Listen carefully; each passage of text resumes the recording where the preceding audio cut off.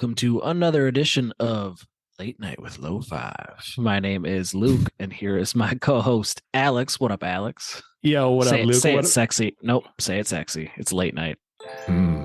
Up, everybody. All right. Welcome. I was worried. To Lo-Fi Gaming.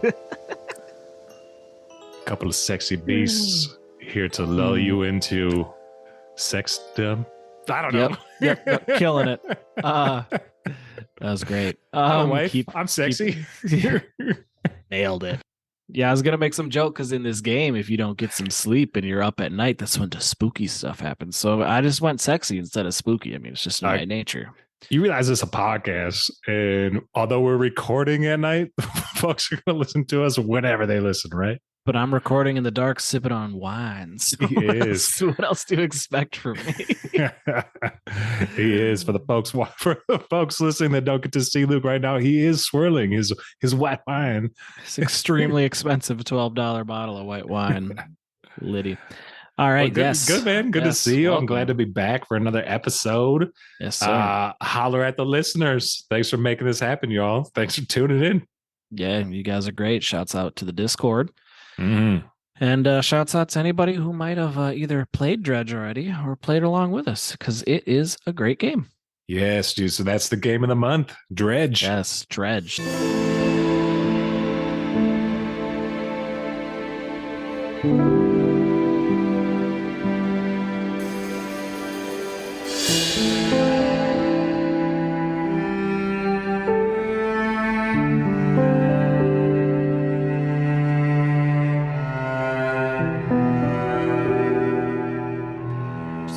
What is a Dredge, you say? Well, Dredge is a 2023, so it's new. It's one of the only new games I've played this year, other than some Tears. Indie fishing video game developed by New Zealand studio Black Salt Games and published by Team 17. The game follows a fisherman who encounters increasingly Lovecraftian creatures. I'll explain what a Lovecraftian is, but if you're sitting at home right now and you're pretending to know what it is, you were me until you did research for this outline.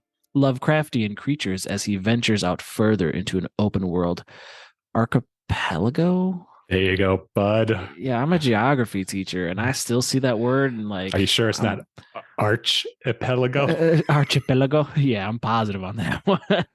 The archipelago next to the chasms, right? I was diving in some archipelagos. I added a few extra G's in there, and I like it. And then I jumped right into the chasm, and my Uncle Chad was there. But anyway, Black Salt Games, I had to look them up too, because they are a collaboration between 3 game developers and a studio manager, which is a very fancy way of saying they are a 4-person team based out of New Zealand, and this is their debut game. So I thought, what a home run on your first attempt. I don't know what sport they play in. They play rugby in New Zealand. Do they score touchdowns? You sort of played rugby once upon a time. You mostly just drank, but what's a score in rugby? I did both. Played and drank. You scored tries. So yeah, on their first try, they scored a try. Nailed it. God, I'm just peak form right now. So yeah, dude. I've been hearing great things about the game, so why Dredge? I'm a big sucker for a good fishing mechanic in a game. So just, to rattle off some of the best ever is Stardew, Red Dead Redemption 2, Animal Crossing. Do you have any? Not that we're going to talk about it other than this moment, but can you shout out any honorable mentions of just sick fishing mechanics in a game? Fuck yeah, I can, dude. Ocarina of Time, baby.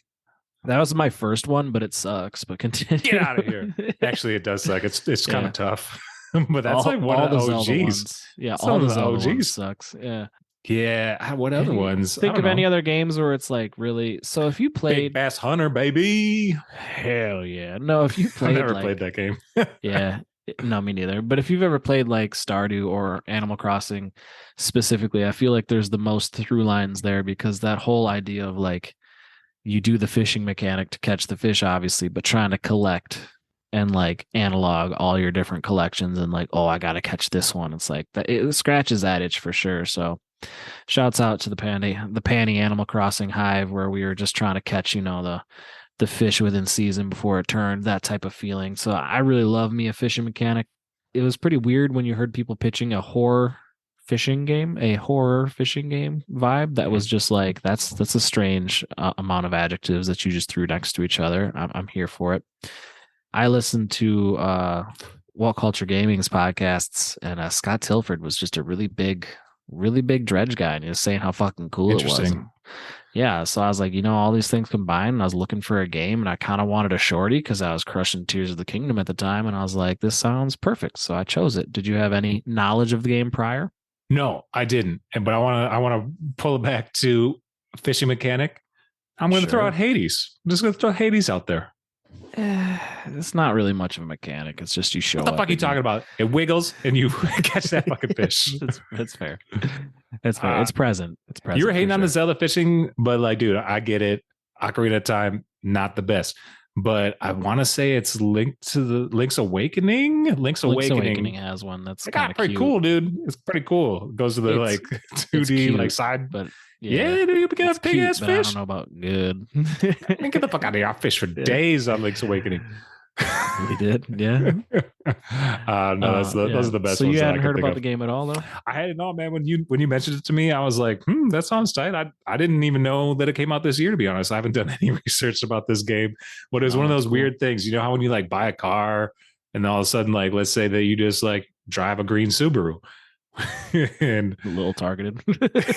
but then like once you drive a green Subaru, you look around and you're like, God damn it, everybody's got a green Subaru, I'm always right? linking up with my bros on the road, dude. I feel that. But Yeah, but that's one of those things. So like you mentioned this game to me and I was like, yeah, this looks pretty interesting, it looks dope. And then all of a sudden I started seeing on the Twitter and other socials that other folks were playing this game and really enjoying it. And we also had a couple folks in the Discord that when they saw that we were going to be playing this, they're like, "Oh, sweet! This is like a nice little opportunity to jump in and pick this one back up or whatever their little personal journey was."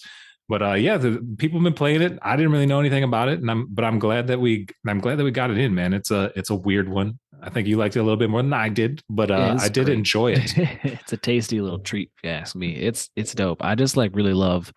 I mean, we'll get into it in a minute here, but I just really love the creativity and the uniqueness behind it, and it was just like a really cool. And to clean up one thing, dredging is not fishing. For those of you who don't know what Oh, dredging is like basically pulling up scrap from the bottom of the water, right? So if you're yep. dredging, that's like you're basically trying to pull up parts and bounty and loot from the sea floor, and we'll get into that in a second here. About the game, you go fishing, man. You start off and you're a fisherman, and you take a job. You're driving in this little boat in a cutscene, and there's a help wanted, a fisherman, and you get to this little island town with a lighthouse and the mayor. Everyone's a little creepy. The vibes from are eerie from the moment you kind of set foot in the game. You can tell some shit went down. Yeah, and there's actually some like interesting cues from that opening cutscene that like tie all the way back to the ending. So we'll have a little spoiler wall because I think that this game actually does like I'm not going to pretend like I fully understood the story until I listened to like a 5 to 10 minute breakdown. But after I did Nice. listen to said breakdown, I was like, that's pretty fire. But regardless of that, you go fishing, dude. Your boat crashes, you wash ashore, and you have to pay off your debt. Kind of classic. That's almost like Animal Crossing or something, like your classic little video game setup. But the debt takes like a Yeah, day's it's not worth of long. fishing. Yeah, Right. to buy your boat essentially. It's pretty And then much a you're tutorial period. yeah, and then you're just kind of immediately in this loop where the fisherman or the fishmonger that you're selling stuff to, he gives you like these special little tasks. Then eventually he wants like these cursed fish that you run into, and that's kind of a funny little thing. And then there's like a shipwright, and you could upgrade your boat. And I think that's all. Oh man, that scratches so many of my like dumb little gamer like itches where I'm like, oh yeah, let me upgrade this boat. Let me do some tedious work to like slowly make money and upgrade this boat. I loved it, dude. And then if with the fishing, there's a night and day mechanic. So you're gonna catch things during the day, and you're gonna catch things during night, and there's different stuff appear at different time in different places. Right. Yeah. That pretty much covers it. There's a lot of other little details, but we'll sprinkle those in as we see fit, I Yeah, suppose. no, So you're mentioning the way that that your boat's upgraded. So visually everything stays the same except for in your start screen or whatever you want to call it when you're like looking at your hull, not your hull, but you're looking at your cargo, etc. There's a whole bunch of different cool. I think they actually did a really good job with the item management and like the different areas where you can go look at where your stuff is and you're upgrading. But you start with like a small amount of space. Like yeah, you can't catch that many fish. your engines fucking suck, your boat's a piece of shit, and it takes like a little bit of time, man. It took probably like 3, 4, 5 hours, maybe even before I felt like I was cooking with gas. And I think for me, Before you're like that sailing took on open me, waters. yeah, dude, even that, like, so you're I, on these, I the meant it as first a island, metaphor, but but nonetheless, man, you're in this yeah, game, that island you go to, there's like a pretty, like the first island with the mayor and like the lighthouse and everything, the folks you were mentioning, the fishmonger, etc. That's a pretty well populated island, and then across the bay, there's another island it's where a you little can, narrow. Yeah, yeah, exactly, and then so you can go over there, but like, dude, the first like 2, 3 hours of this game, I just bought back and forth between those two islands and caught fish and crabs and shit, because you can also like start getting it's like nets and that crab kind of thing. pots. Yeah, Right. But dude, I was like, I felt under the thumb because there's a day counter too. You mentioned the night and days, but it also keeps track of the amount of days that pass. And they don't really tell you if that's important or not. And I don't think it's a huge spoiler. And in fact, I think I'm just going to fucking tell people that to be honest, I don't even know if it matters or not, but like, I I don't played think through to so the either. end. So like maybe there could be some Easter eggs or something if you do it in a certain amount of time or something. It took me about 80 game days, 85 game days to roll the credits. And I was doing a little bit of plugging around the internet, and like a lot of people do it. And between that time, 120 roughly, and that doesn't really matter. I But never even I didn't even know it was keeping track day by day. Like see, I couldn't even tell you now. So it's bless funny your that heart, like stressed you out. dude. Yeah. But that's just that's just it. I found out that existed. I was like, fuck, man, I gotta do better. I gotta min max my fucking fishing. Like I gotta, Nah. and like, but If no, like anything, I think. I probably took longer because I like really wanted to like I was really into finding the fish and like grinding Mhm. out my specs. Did you feel that your Tetris needs were tickled by sorting the different fish? Because the fish come in different. You like pull them up Right. through. I'm not gonna bother with like to explain the different. They actually, it's kind of cool how when you're fishing, they give you different little tiny mechanic mini games to get the fish on board. That They was mix cool. and dredging's different too. And So that has to do with like. the type of fish that you're pulling, right? Or does it have to do Mhm. with your rod? So I guess it's probably combined It's because the your rods type of catch different type of fish. Yeah, and I think the rod, like with the upgrades, I think that's more about like speed. Yeah, totally. But yeah, I mean, so it kept things fresh, right? Which I appreciated. And then you get the different fish of varying sizes, and essentially just think of like a box with a grid, and you have like a certain amount of squares, and like the fish would be like L shaped, but then this other fish might be like four long block like Tetris, and then Mhm. like one might be like six. It's like threes stacked. So like you're rearranging all this fish in your cargo. And so when you upgrade your cargo, it actually like feels nice because you're doing less of that. So you can bring in more fish, so you Right. can bring in more money. And you're finding things out in the ocean that you can use for crafting essentially. And that builds. So I just like really liked how those mechanics layered on top of each other. For the horror elements that we teased earlier, the freaks really do be coming out at night because as that time ticker, like the day counter, I didn't mind, but like at night, I was very cautious to avoid night because weird, spooky shit just happens to your boat. Mhm. If you don't sleep and you safely make it through the night, you'll actually get attacked by these crows, which you're not sure. I think the game calls it like you're paranoid. You have like a paranoid meter or whatever. Yeah, your And like, paranoia. yeah. And then like they steal fish off of your boat. And I'm not sure if they're real or if the guy is just throwing them off because he's all fucked up. Maybe, I don't Um, know. yeah. So then Lovecraftian, I looked up, is a genre of horror where things are more I think they call it mysterious. panic, by the way. It's the panic Yes, meter. that's fair. Lovecraftian's more less about gore and more about like mystery and like unsureness and like just that kind of like what's hidden below type vibe. So that HP game, Lovecraft, bro. yes, yes. But it's kind of like a Metroidvania, right? Like it comes Hmm. from this, but here are the elements that you're looking for that makes it a Lovecraftian. So yeah, and then there's actually a bunch of killer fish out there. I knew of one of them, but I was watching videos once I was done with the game. Did you ever run into the other ones that can kill you out in open sea or no? Different monsters that kill you in the sea. Yeah. Yeah, I feel like there's at least one unique different monster in each of the different like major Yeah, areas. definitely. There's one that kind of roams the open sea though, where it's like, the fish that has the light in front of it from like Finding Nemo or whatever. Yeah, It's like a giant version of that, but that little light's actually like that another definitely fucked boat. me up. Yeah, it's like Oh, another boat that you think is like another boat, And then like you're Yeah. drawn Okay. to it because you're like, oh, what's going on with that? And then Right. it Right. gobbles you up. So like there's super cool stuff like that. I loved it. It Yeah. like gave just a nice As your panic like meter is going too, like, and then also when you got the, because you end up, we'll get into it probably as part of the upgrades, but when at nighttime there's almost like a fog, like a mysterious fog type thing that starts to go over too. It's like yeah, definitely hard to as that see. gets more intense, like those monsters will come and get you.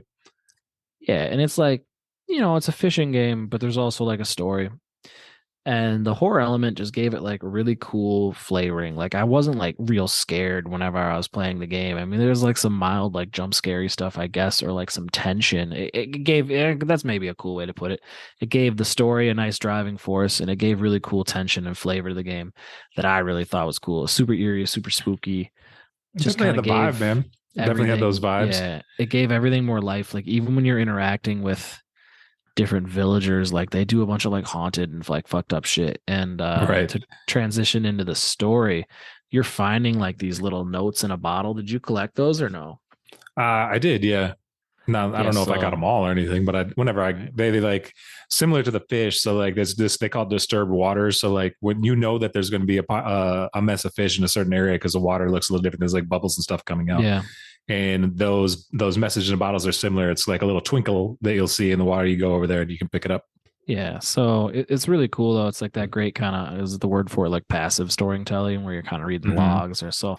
It really sets that like clearly there is some sort of like someone pulled something up from the depths that disturbed and is causing whatever all this crazy shit is, and like people are kind of weird with their memory. Like you deliver these packages, and then if you visit the towns afterwards, like people are like fucking weird and different afterwards. Like Yeah, there's just dude. like There's a one I don't remember because it's a kind of early game, but you bring something to the fishmonger. You like run into somebody. I don't remember where it was with little islands, but you deliver this package that there's definitely something alive in there. And then you bring it to the fishmonger and he closes shop for like an entire day and like does some weird shit in the back. Like, dude, it's, I don't know. This is like silly stuff. yeah, so I loved it, man. I thought that was really cool. So like the last, so there's the mechanics of the game, which is definitely like this fishing and exploring. There's the paint on it all, the flavor, the horror elements, and then the real driving force being the story. I thought was really well executed and really cool. So generally, we've kind of explained what's going on with you come to the mayor, you get introduced to some characters like the lighthouse keeper's like really bugged out by you and like seems to Mm-hmm. know more than she's letting on. And the mayor is pretty straightforward. He's like, sell us fish so this town can survive. Like all our fishermen have disappeared and like things are going on, blah blah. And then there's this like fucking weirdo on an abandoned island with like a haunted mansion that he lives in Right. called the Collector. Yeah. And the Collector is sending you out to these different areas looking for this special treasure that he's super fucking vague about. And he gives you these weird kind of haunted powers when you get each one. But that's like your level system, right? So Mm-hmm. meeting him and finding that first artifact or relic, one of the two. Video game shit. You get the point. And then that's your main area, the two islands we've talked about thus far. Those are your main areas. There's four, one in each corner of the map, essentially. There's other little things to visit in between, but there's almost like four little levels in between where each area kind of has its own unique vibe, different fish, different characters. And then you have a little story to unravel, and then that leads you to said artifact. Right. Am I missing anything? That's pretty much it. Yeah, no, I mean, I think that basically covers it. One thing I will mention is that I do agree with you that the story is well laid out, and I think it's sprinkled in there just right. You do have to read. I'm curious to know if like down the road, if this game continues to become more popular, if it gets voice acting added to it, because I don't think that would necessarily make it any better per se, but it would lend itself to some really cool voice acting. I think because like all the characters already are so unique and weird and stuff. It could be fun to have some fun voice acting. I think they had really cool sound and like music. So if they Totally. got good voice acting, it would definitely lend itself to that eerie vibe, which I think could be really cool. And it's Could not also ruin necessary. it for me. Yeah, So totally. maybe I like it this way. And it's never like they never drag on too long. I get happy with the trigger figure if like text dialogues be dragging on, Right. skip right through it. But in this game, I kind of enjoyed taking my time and actually reading because I liked all the spooky stuff going on. Yeah, I'm trying to think of that game. You're like the detective, and it's like very Disco Elysium. Yeah, so that game Yeah. didn't have voice acting at first, and like that game is a testament to like where some really good voice acting was added later on. I think that this game just for some, I think because it also has that similar vibe, and you do have some dialogue options. I was like, oh, I wonder if they'll do this later on or not. That'd be cool. I like, as I mentioned earlier, this is the debut game of that pretty small team. So I'm like, I kind of want to know what else they got cooking. Like, I think someone's talked about like, oh, if they do DLC, and I'm like, I don't know if I would want. Actually, they just dropped DLC. Oh, it's like, it's It's like kind of extensive story a DLC. little, right? I've heard that essentially it's like basically about supporting the. Some of it's already we actually have. I think we don't. So they've already released free DLC in quarter 2 and 3. So quarter 3 of this year in 2023, as we record, they're going to add boat paint. So we don't have that yet. They do and have already released map markers, which apparently they didn't have at first. Which did you fuck with the map markers at all? I started to, yeah. Yeah, I did a little bit, but not a bunch. I didn't love and I hope they tweak that a little bit more because it was like they weren't. You couldn't put them as like you couldn't be as detailed as I wanted to be about them. Sometimes they're a little loose with them. Sure. But then there's the photo mode and wildlife mode, I guess, which I think Okay. that was an option, but I never played with it. There's like $5 you can spend, which essentially just supports the developers because they're a small team. And I think you get like that like building you can't unlock on the collector's island. Oh, word. It gives you the key to unlock that, and it's like a special motor for your boat. So Okay. what it comes down to is essentially its purpose is to support the devs, which is cool. But yeah, I mean, if they continue, sounds like they're continuing to support the game with quality of life stuff. Right. I just think it would be really cool if they just whatever, if they added a story or if they just like came out with a new game, I'd automatically be pretty intrigued because I really liked how this one played out. Yeah, it's cool, Um, man. I mean, I don't want to like, the stuff that I don't like about it is like not that big of a deal. It's by the nature of some of these types of games that some of my qualms like come with. It's for example, like by the end of the game, I mean, there's a period where like for me anyways, it took a while to feel like I was cooking with gas. Like I was just trucking along, that grind that you're saying that you really like. Like I have a very love hate relationship with that type of grind because like obviously it's very rewarding once you get there, and then once you get there, you're a fucking beast, and you're like you barely remember how shitty it was at first. That's part of the journey. I can deal with that. But at the end, like, dude, I was like dredging around for different shit because you have to like, because obviously I want to max out my boat and do all that cool shit too. But you end up like, I ended up with like just like a deluge of like cloth, and like you can yeah, only sell. Like I did find out that if you go to the pontoon lady who we haven't, there's this lady that like has a little pond floating dock like set up at all the main islands or the main areas of the map where you can basically it's the same as the person at that main island you're talking about, but you can sell shit there. So you can sell those. You can't sell those at the main island, but you can sell them to her. yeah, So I was like, at least I can unload these a things little now. clunky. Not only him. Yeah, So it's like, but it's like that little things where it's like I can forgive that kind of shit. It's yeah. whatever. But it was like a little, it was like a little weird though. Like at first when my cargo, because we mentioned the cargo, and then you have like, or wait, what is the area underneath your cargo? Just your storage or whatever. Yeah, which you So can't like, access like at sea, but when you're docked, you right, can. right, Yeah, right. That thing was just getting full of like all the it was like getting full of shit. So I was like, all right, well, I need to. And also, I'm always trying to make money.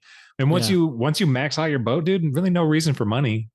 you know, yeah. And that's why like this game it's a nice little short king because it's like a 10 to true, 15 minute ride, and like the grinding for the money, like having incentive to go fishing and make all the money was really cool.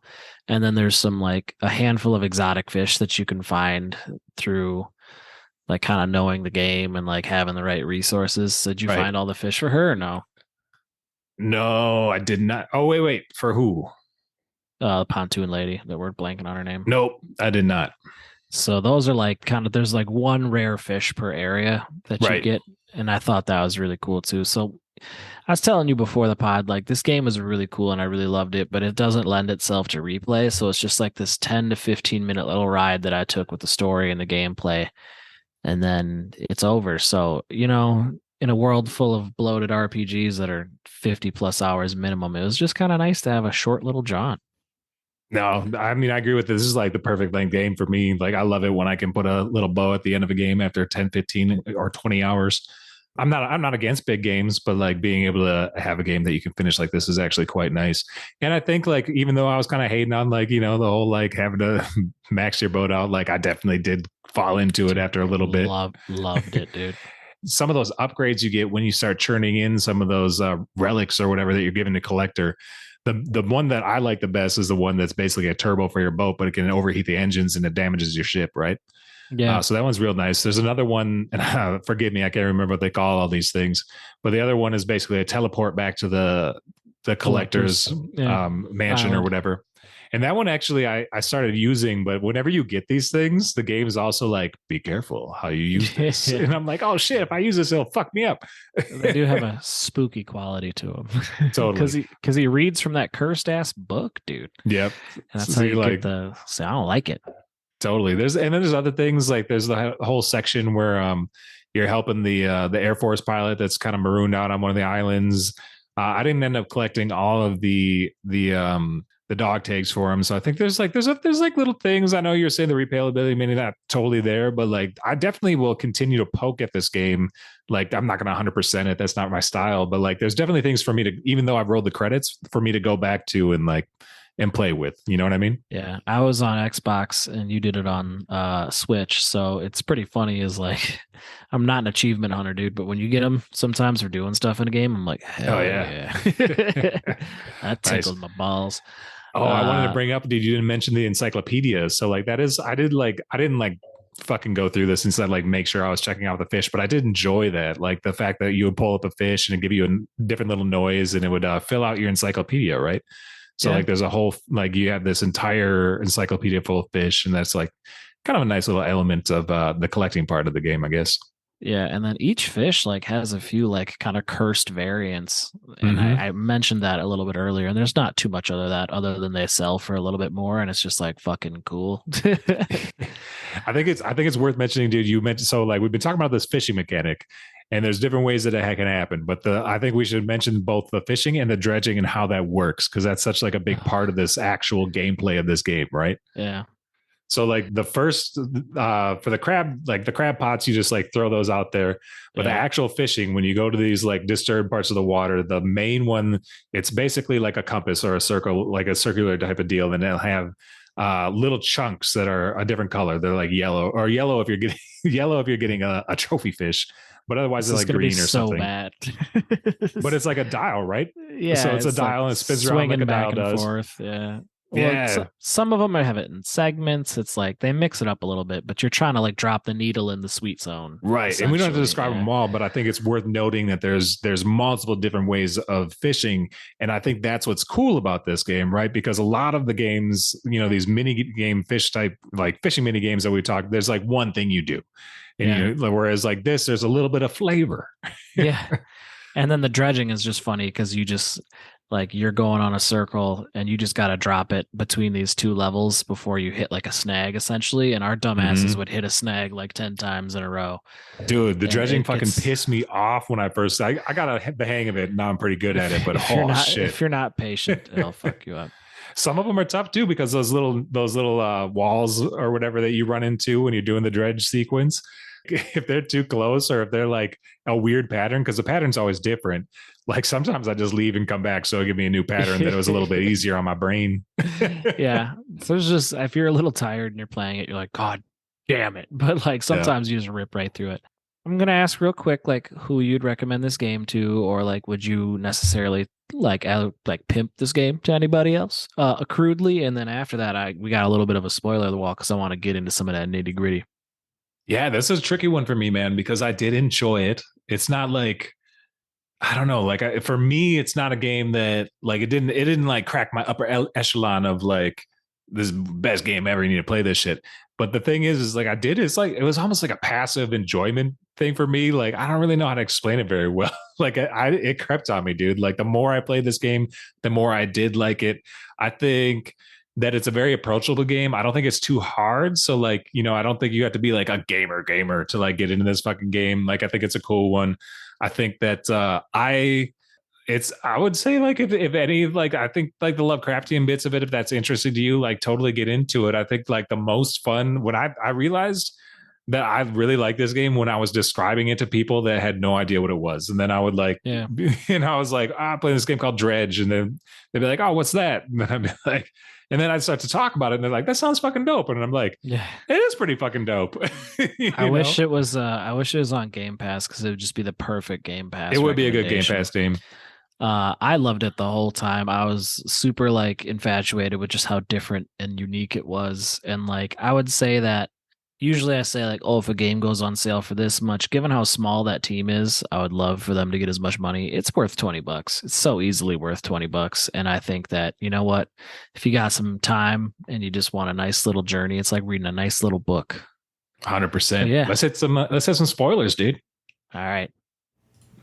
I'm going to play some music here. If you don't want the game to be spoiled, if you don't want us to spoil the ending, go ahead and fast forward to the 42-minute mark. That's 42 minutes.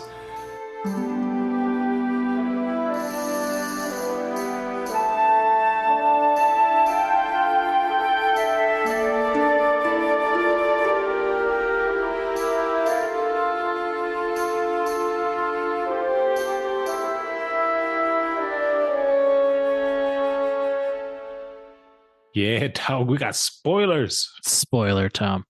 So I'm almost a little embarrassed because I think it is supposed to be fairly obvious to someone who's being more observant. But I like did a little reading slash little because the ending's like you got the quote unquote bad ending too, where you collect all these things for the collector, and then you go out to the sea, and he's got this creepy book that he's been basing everything off of. We've kind of mentioned it prior, and you throw all these artifacts into the sea and you essentially raise this dead woman from the sea, but with her comes this giant Cthulhu looking ass ginormous monster Yeah, from it's the pretty sea. cool looking, actually, but And it just rains hell and like pretty clearly like your actions have caused the end of at least your environment, let alone maybe the whole world, but right. certainly your area.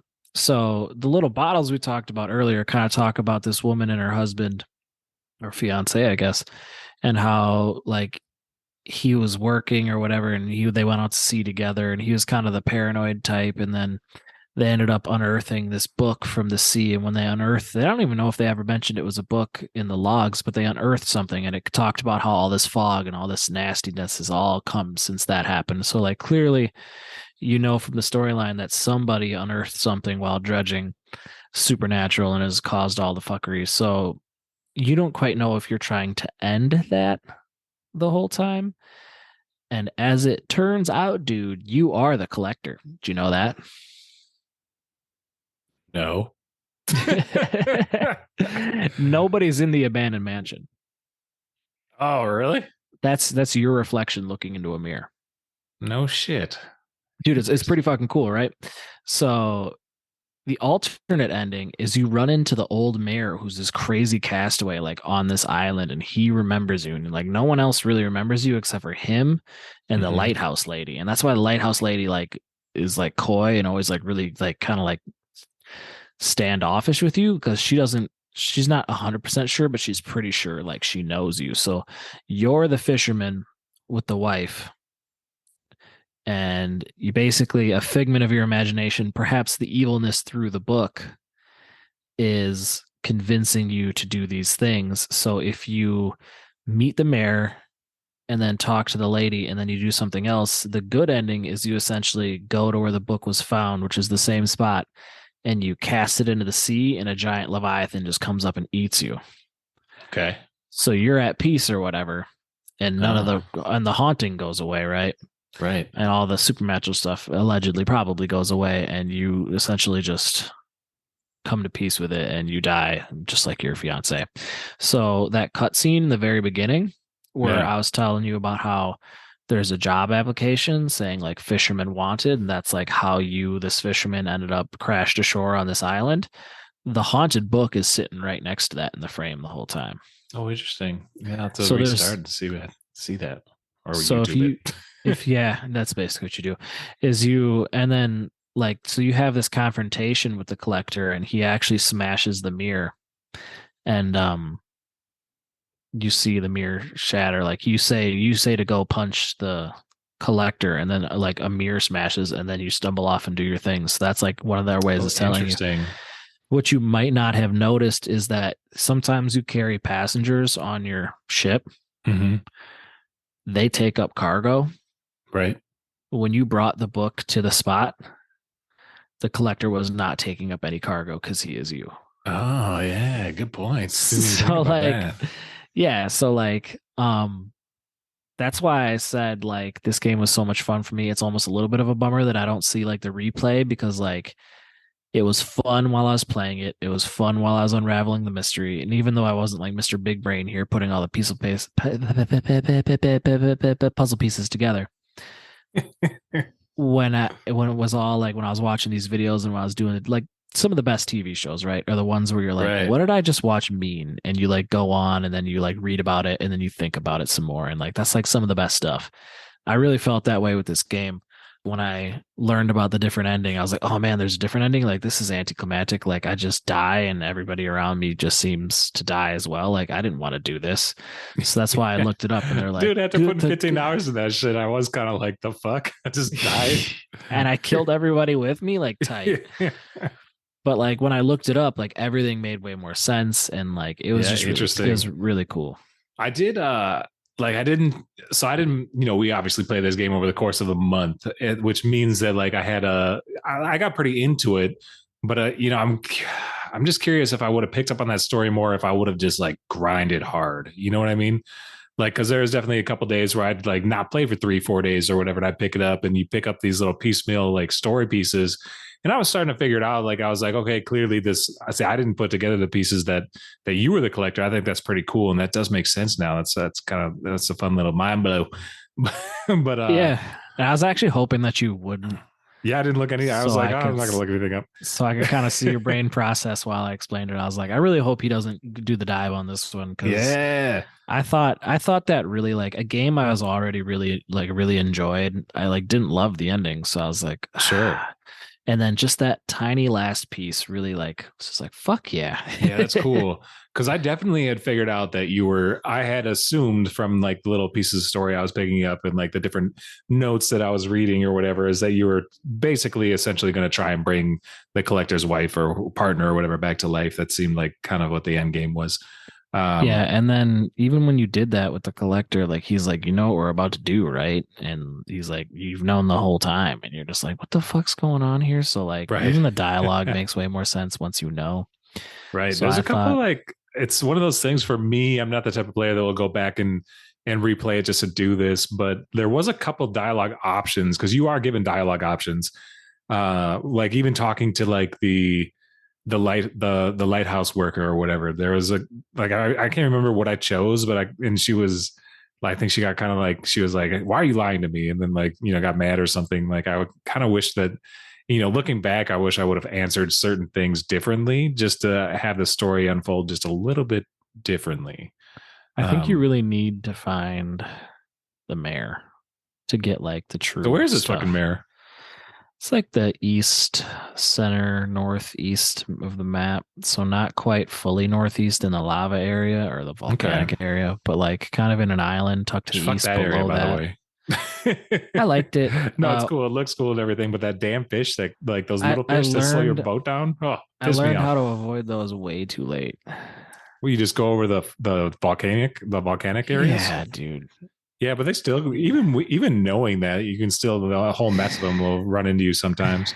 Yeah, no, they fucked me up a few times. That was tough. And then we didn't even like run over all of the different like boons that you end up getting from the collector. Like we did go over the two, but there's like some of them I didn't even use. So like I used the teleport. I started using that more. But there's another one that like helps ward off like enemies. I haven't used that once.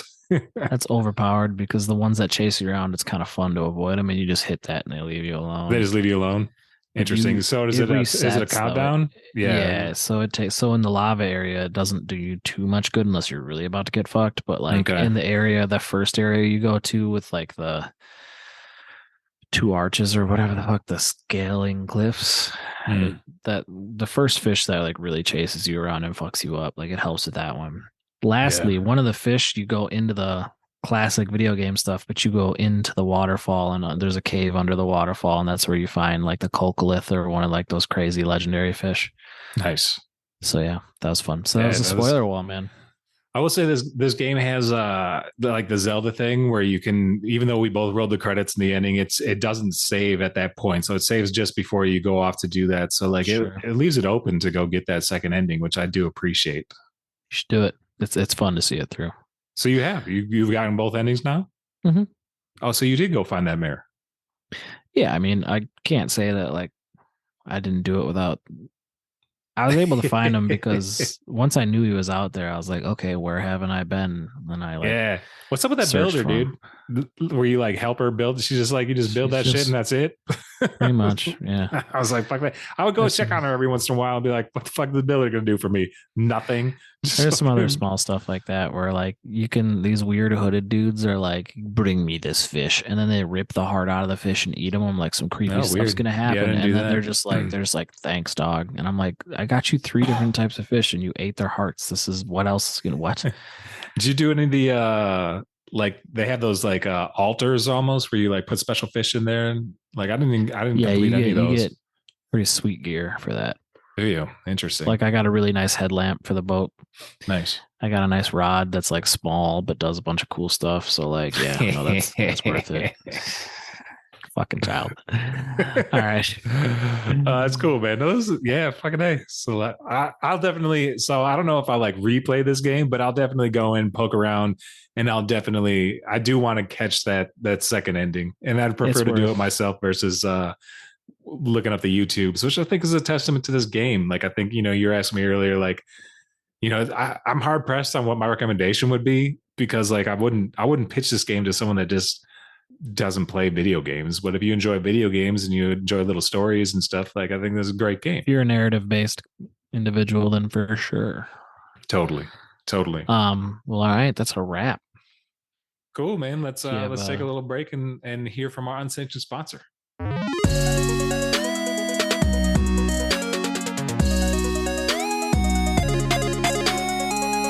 today's unsanctioned sponsor isn't necessarily like a rousing support of, more just like a matter of fact, it's gonna be there, and it's just to really tap into the Midwest boy vibes. Frozen pizza, my guy.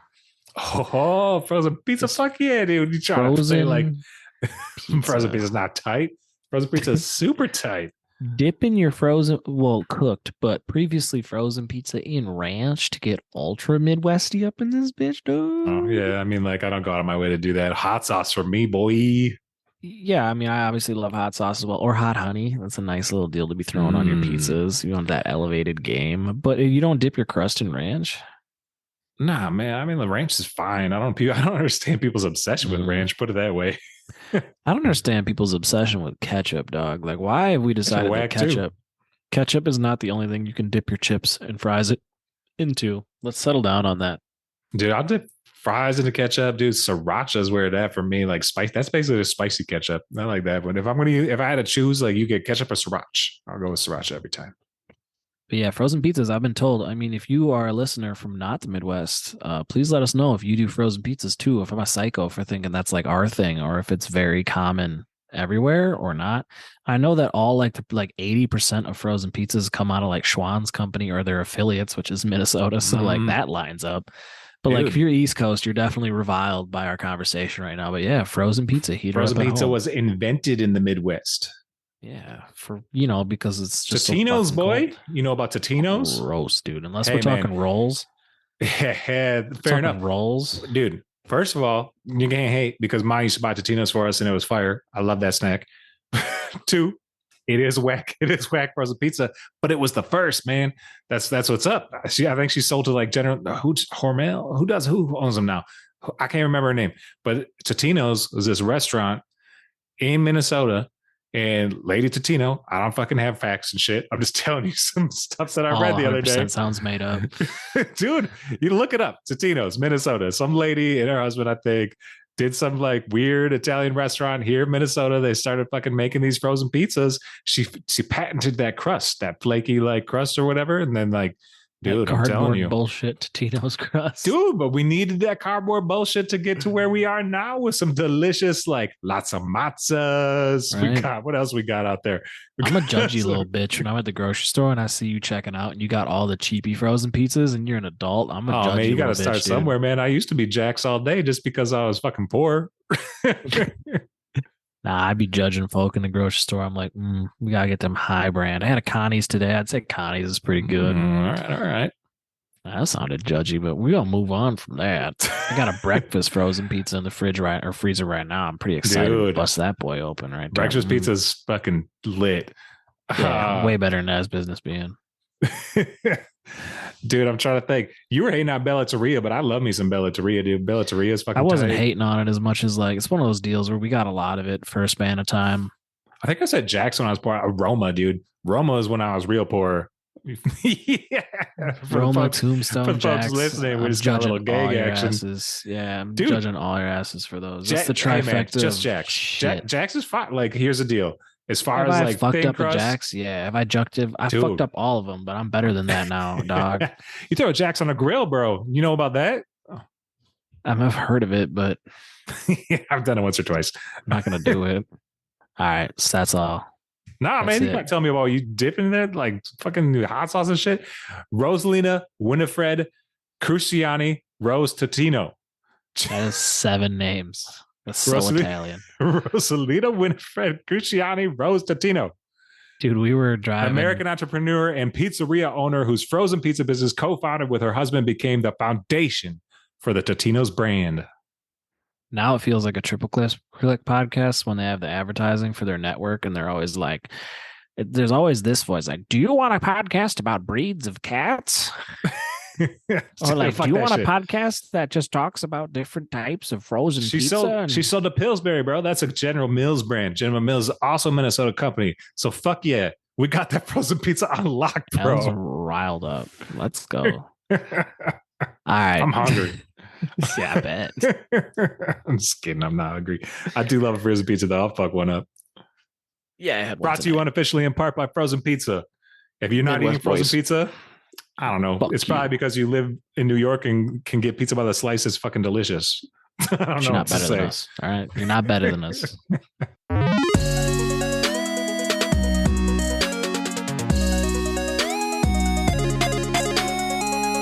So, hey, welcome back. Hopefully you had some time to preheat that oven during the unsanctioned sponsor. Al, you didn't hit the outline with any games. What have you been playing for our side questing?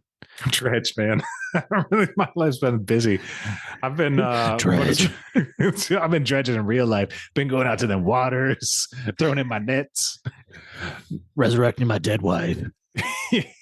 Nah, I'm playing, man. I've been playing mostly Dredge when it comes to the video games. I picked Zelda back up. I'm ashamed to say, I'm not even ashamed, but you dropped it the other day in passing that you beat Zelda. So I was like, don't mean to steal your thunder on. I had other games to talk about, but yeah, I have thoughts on Zelda. It's a great game, but yeah, dude. So I've continued it. I know the last time I pretty much put it down to take a break. I picked that one back up and been fucking around with it a little bit, but haven't I'm still not anywhere near the end on there. So I'll continue to be playing that one, and then Dredge, and then that's pretty much it for my gaming. But I've been doing some other side quests. Dude, I went to go see the Barbie movie. That was pretty lit. Not gonna lie.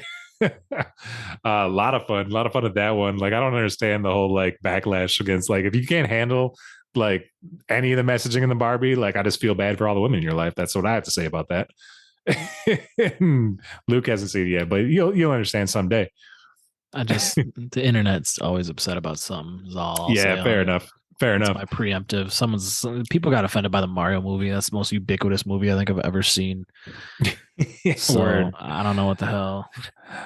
We also went to a little block, the pizza. Speaking of pizzas, Pizza Luce block party the other night. That was a lot of fun. Get some live music. So we caught the Cactus Blossoms as well as Bad Bad Hats, which are a couple Minnesota bands that have some national draw. but they're a lot of fun, man. I've seen a lot of music in my life, and those are a couple that my wife Anna is especially into and has been in the rotation a lot as of late, like the last year, I would say. So it's fun to see them because we've been trying to see, not like aggressively trying to see either of those bands, but it's always like, oh shit, we missed them somewhere, or like, oh, it'd be fun to see them, but we got something else going on. So it's cool to knock both those off the list. Ton of fun to see them and just get out to see some live music, bro. This Oh, is speaking of this is live not a music, cultured podcast. I don't know why you're out here trying to like look cool and shit. This is an indoor podcast. The fuck? speaking of live music, I also saw the Queen Bey, dude. I went to go see Beyonce. Dude, that was pretty lit too. I'm not gonna lie. TCF Bank Stadium. No, they call it something else, man. Huntington Bank Stadium, but it's the University of Minnesota's football stadium. She played there, pretty much filled that thing. Super, dude. Some of the, like I said, I've seen a lot of music. I've seen a lot of cool shows. Like probably the dopest production I've ever seen. Like to be honest, like fucking. There's a lot of shit going on. She's got like a lot of cool dancers. She's got a lot of cool shit. Like the screen's doing awesome stuff, and she's amazing, man. And I have seen Beyonce before. That was not my first time. But I saw her and Jay-Z on the Run tour. So it was interesting to see her solo because she does outfit changes and all that shit. So like there's definitely, you're definitely occupied during when she goes to do her outfit changes. But like I kind of miss when like on the Run tour, dude, when like, you know, Beyonce would be doing her outfit change or the fuck she goes out to do, and then Jay-Z would go in and play. I got to listen to some Jay. That was dope. So I kind of like that about the on the Run tour. I missed that a little bit, but the shit was still dope. Word. So back to video games. I'm trying to think. I know I've been playing a little. Oh, Sopranos, man. We were talking about that last time. Yeah, you finished? It's not a video game. I heard there is a PS2 Sopranos game. Yeah, Video Game Donkey did something on it recently, but I guess you could do that. I'm not finished, man. I am on season 6, which is the final season, but they split that season into a 6A and 6B, and I'm probably about half to a little over halfway through 6A. So I've still got a bit to go, but that's been a lot of fun. All I want to do is say, hey, oh, hey, when I see people now. I thought you were about to kick into the Arthur theme, and I was like, what is happening, dog? Where is your mind at? Yeah, no, I'm sure you got a real too. 90s, early 2000s Italian mobster vibe going on in your inner dialogue. I do. It's fucking ridiculous. That's awesome. And my last major side quest is just like, you know, I've been doing yard work, bro. I got to do yard work now. And that's like a weird thing because I never used to like doing yard work, but I live my wife and I bought this house, so I got to tend to the yard. And I'm out there like fucking mowing the lawn, edging with my weed whip and shit. And I look at that shit and I'm like, fuck yeah. There's some Animal Crossing in real life. You trade that shit into Tom and Timmy and Tommy and get your fucking bells, dog. I wish. That landlord. I fucking wish. Yeah. All right. Well, hell yeah. What else you been playing? Next month, you're going to talk to us about how you also played Venba, because I've been really annoying Alex off air to play this game with his wife specifically, because he likes to occasionally try to rope her into some games, and I did the same with my wife. I haven't always been particularly successful, but 2 games we played last year were Unpacking and now Venba, and I think both of them are great to play alongside with someone. Venba is a bit more direct. It is about a Indian family that moves to Canada, and they raise a son, and you do some cooking with your mom, and the cooking little mini game things are pretty interesting. The art's cool. The story is pretty beautiful. It's a nice little passage on parenting, which is why I think Alex should play along, with his wife. So that's on Game Pass for any of you out there. I don't think it's a particularly expensive game. Outside of it, I kind of like that it's only like a few hour games though. Like I called Dredge a short king. This game's even shorter. It's a bite-sized game. So just a game you can play in a sitting or two with someone else or by yourself. And I just strongly recommend. You're not going to play too many things like it. It makes you hungry, especially if you're a fan of Indian food like myself. So very strong recommend. And then another one that I've had my eye on forever, but I didn't end up buying it on the PC, and I haven't been playing PC games much at all, but it actually dropped on Game Pass too, is The Wandering Village. And it's a city builder where you're basically on top of this big old fucking turtle in this post-apocalyptic world. So you be roaming around as this turtle. You're not the turtle, you're the people on top of the turtle's back. And you got to like basically maintain your relationship with the turtle's health, your own resources, and toxicity. So there's like a greater overworld. You're on top of the turtle's back, and the turtle's roaming around the world. So it runs into these different poison patches and other little obstacles that you kind of got to see ahead of time and mitigate. And like if you have a good relationship with the turtle, you can tell it to walk in different paths, and sometimes you can avoid stuff. But the game definitely does like ramp up in difficulty as you wander around and as you build up. And you got your classic supply chain stuff going on. You know, you're gathering vegetables and making farms and then making kitchens and then these different jobs. And like, I love that type of game. I don't think it's pretty big mystery here, but I think that the flavoring is particularly cool. So like, even if you're not like a big crunchy city builder type person, this might be your entry point into a game of the like, because I think the challenge and the coolness. I think a lot of people really love that whole relationship between you and the turtle and how cool and symbolic that is. So I actually that was like a nice 10 to 15. So I played Dredge pretty hardcore, and then I had this gap where I didn't know what to do with myself because we only do one game a month. And then I played The Wandering Village like pretty hardcore for like 10, 15 hours. And it's in early access still, which I didn't I think it's kind of interesting that early access games are going to the box and stuff. I didn't they call it a game I'm preview sure instead they of get a bunch of probably get a bunch of data from that, so makes sense. yeah, so it's cool. So I've done most of what you can do right now. I didn't look at the roadmap at the time, but I'm curious, maybe I'll come back when it's fully fleshed out, but it's a super sick game. So if you have Game Pass, you should definitely give it a try. I got you on another one that I would explain in a similar way, where it's kind of like a city builder that's not for just city builder folks. Is Airborne Kingdom. Do you remember trying that one out for a little bit? Yeah, I mean, I have it. I never got into it for whatever reason. It's really pretty though. Yeah, so that also just dropped on Game Pass too. So yeah, no, those are the two big ones. And then, there's just Slay the Spire is back in session. I don't know how that happened. Been playing way too much of that. So just living it up, dude. And going to Beyonce concerts. No, I'm fucking around. Dope, man. Nice side quests. Thank you. So should we? Should we? I think I got it figured out. I think I know what we're doing. I'm just gonna go with it, dude. Donkey Kong Country. Let's make it happen. Sending it. Okay. Sending it. I want to do it. There's a couple other games that I was playing with, but Starfield's coming, and my other game that I really was going back and forth between is Prime, and I would like to do Prime, but I feel like I don't want to move from Prime into Starfield. Not that they're going to be the same at all, but there are similarities in the sense that space and shooting. Yeah, I've been hesitant to play games like Fallout or even other Bethesda games because I'm like, will I burn out on the formula? So I've been trying to find like different games like that aren't quite there. But yeah, you don't want to burn out on too spacey of vibes. So I think Donkey Kong Country's a classic, man. It'll be cool. Yeah, let's see if you can do it without a rewind, boy. Certainly not doing that. Nah, you're welcome to use the rewind, man. I think that's a cool thing. I'm not sure what platform I'll play it on. I might do it on the Switch. I might do it. I have so many possibilities, man. So many. All right. Well, thanks, everybody. Thanks for listening to this episode. Thanks for tuning in once again. Holler at us in the Discord. Send us an email at hello@low5gaming.com. Hit us on the socials, or just fucking listen to more episodes and don't ever talk to us. I don't care. No, I do. I mean, I care. If you want to shoot us a message, you're welcome to.